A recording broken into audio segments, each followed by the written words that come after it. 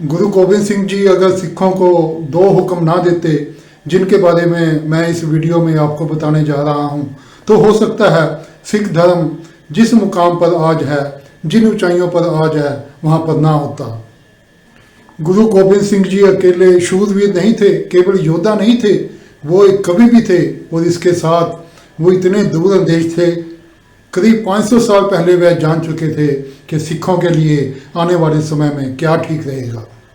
गुरु गोबिंद सिंह जी ने सिखों को अनेक हुक्म दिए जिनका मानना अनिवार्य था, मगर मैं उनमें से केवल 2 हुक्म के बारे में आज इस वीडियो में आपको बताने जा रहा हूं।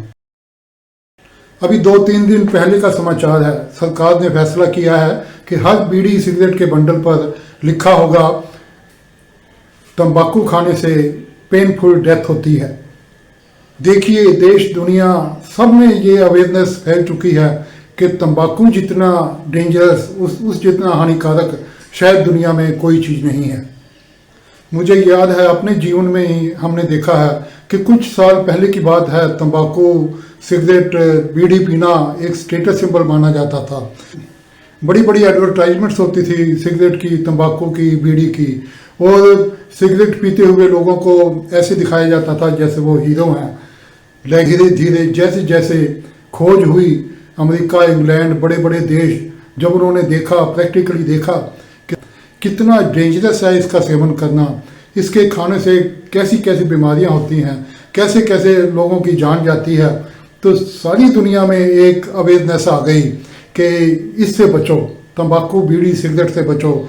और आज शायद दुनिया के तमाम देशों में जितना एंटी प्रचार ये तंबाकू का या सिगरेट का किया जाता है, शायद किसी दूसरी वस्तु का नहीं किया जाता। मतलब कहना ये कि सारी दुनिया इस चीज़ को मान चुकी है कि तंबाकू सबसे डेंजरस चीज़ है। मगर वहाँ रहे गुरु गोबिंद सिंह जी।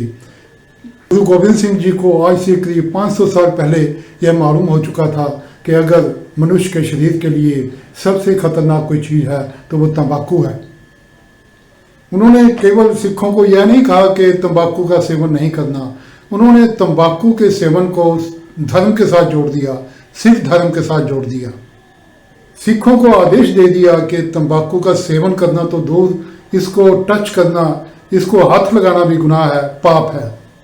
मैं आपको सच बताता हूँ, आज भी अगर सिख के घर में तंबाकू, ये बीड़ी या सिगरेट का कोई टुकड़ा भी आ जाता है तो उसे हाथ से नहीं उठाएंगे, उसे वह किसी चीज़ से उठाकर बाहर फेंकेंगे, क्योंकि बचपन से सिखों के दिल में ये एक ऐसा डाल दिया गया है कि बीड़ी सिगरेट तंबाकू को हाथ लगाना पाप है, सिख धर्म के खिलाफ है। तो कितना गुरु गोबिंद सिंह जी की सोच देखो कि कितनी महान थी वो सोच। उन दिनों में उन्होंने सिखों के दिलों में तंबाकू बीड़ी सिगरेट के लिए या जो भी उन दिनों वो जो चलते थे उनके लिए नफरत पैदा कर दी। आज सिख कौम दुनिया में बहादुर कौम मानी जाती है। इसका एक बड़ा कारण यह भी है कि सिखों को तंबाकू से, बीड़ी से, सिगरेट से दूर रखा गया। कल्पना कीजिए यदि गुरु गोबिंद सिंह जी सिखों को यह हुक्म ना देते कि 10वें गुरु के बाद, यानी उनके बाद सिखों का गुरु होगा श्री गुरु ग्रंथ साहब, क्या हालत होती सिख धर्म की। आज सिखों का जीवन जन्म से लेकर मौत तक गुरु ग्रंथ साहब जी की छत्र छाया में व्यतीत होता है। जब कोई बच्चा जन्म लेता है तो गुरु ग्रंथ साहब जी का पाठ होता है। जब सिख की शादी होती है तो गुरु ग्रंथ साहब जी का पाठ होता है, कीर्तन होता है, गुरु ग्रंथ साहब जी के चारों तरफ फेरे लिए जाते हैं। जब सिख की मौत होती है तब भी गुरु ग्रंथ साहब जी का पाठ होता है, अरदास होती है, अंतिम अरदास होती है। यानी कि जन्म से लेकर मौत तक सिख गुरु ग्रंथ साहब जी को अपना गुरु मानते हैं, केवल गुरु ग्रंथ साहब जी को।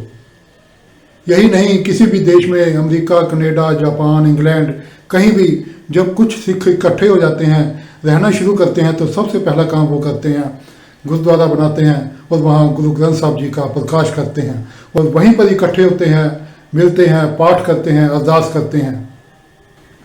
कितने दूरअंदेश थे गुरु गोबिंद सिंह जी। यदि वह यह आदेश ना देते कि गुरु ग्रंथ साहब ही सिखों का अगला गुरु होगा, तो ना जाने आज कितने गुरु पैदा हो चुके होते, जगह जगह गुरु पैदा हो चुके होते और अपने आगे माथा टिकवा रहे होते। क्या हालत होती सिखों की, कितने ग्रुप्स में, कितने गुरुओं में बढ़ जाता सिख धर्म।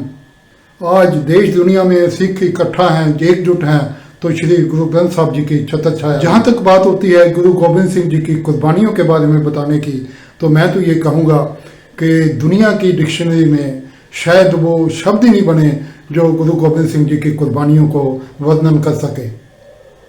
कहाँ से लाएंगे वो शब्द जब छोटी सी उम्र में गुरु गोबिंद सिंह जी ने अपने पिता को शहीद होते हुए देखा। कहाँ से लाएंगे वो शब्द जो गुरु गोबिंद सिंह जी की उस व्यथा को, उस पीड़ा को बयान कर सकें जब उन्होंने अपने जवान होते हुए 2 बच्चों को हाथ में तलवार थमाई और हजारों की तादाद में मुगलों की सेना के सामने उनको शहीद होने के लिए भेज दिया। कहाँ मिलेंगे डिक्शनरी में ऐसे शब्द जो इस पीड़ा को बयान कर सकें कि जब बाप के सामने, पिता के सामने 5 साल छोटे छोटे 2 मासूम बच्चों को दीवार में चिनवाया जाए। दीवार कोई 1 मिनट में बन जाती है। दीवार बनने में न जाने कितना समय लगा होगा, किस दुख और पीड़ा से गुजरना पड़ा होगा उन मासूम बच्चों को और उनके पिता को। क्या बयान किया जा सकता है क्या?